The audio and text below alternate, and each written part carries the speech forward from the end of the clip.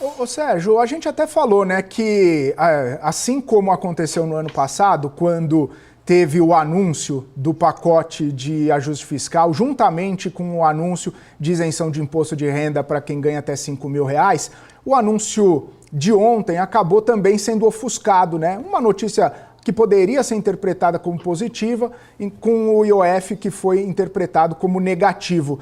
Olhando especificamente, né, para o contingenciamento, para o bloqueio, que acabou sendo até maior do que o mercado esperava, foi visto com positividade? A gente pode tirar uma percepção ali de que talvez o próprio Ministério da Fazenda, do Planejamento, estejam fazendo alguma movimentação que possa ser interpretada positivamente, ou todo o cenário parafiscal, a expansão de gastos fora do arcabouço, eles acabam também ajudando a pressionar, ajudando a minimizar esse esforço?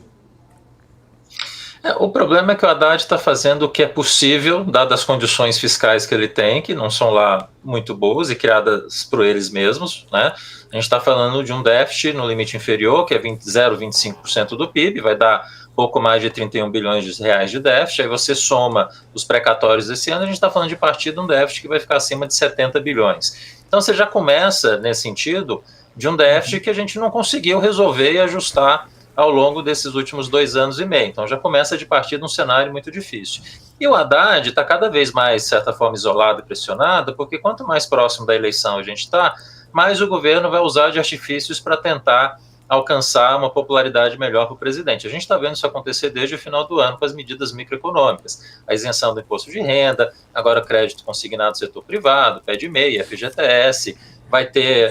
está tendo agora a tarifa social elétrica, a gente vai ter Minha Casa Minha Vida, enfim, uma quantidade enorme de medidas microeconômicas, muitas dessas não com anuência do Ministério da Fazenda, e que o governo está usando para tentar estimular crescimento, estimular um aumento de popularidade para o presidente ano que vem. No momento, né, Felipe, que a inflação está em 5,5%, que as expectativas estão lá grudadas no teto em 4,5%. Então, tudo isso que está acontecendo não ajuda o trabalho do Banco Central. E quando o governo faz esse ajuste que era necessário de você fazer os bloqueios,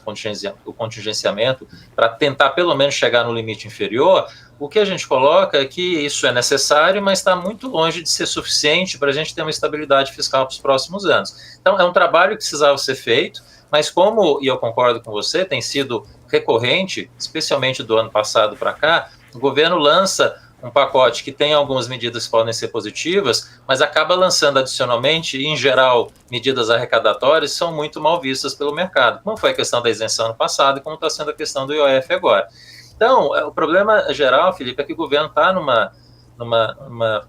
dificuldade de solução da questão fiscal mais estrutural e que ele tem que fazer essas medidas paliativas de curto prazo para tentar tapar os buracos para chegar no final, né? Conseguir chegar no final da corrida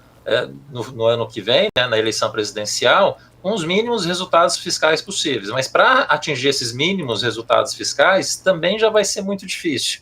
Então, assim, eu acho que a gente vai viver muito desse cenário até o ano que vem, a gente vai ter que esperar de fato 2027 para a gente tentar arrumar a casa fiscal de uma forma melhor.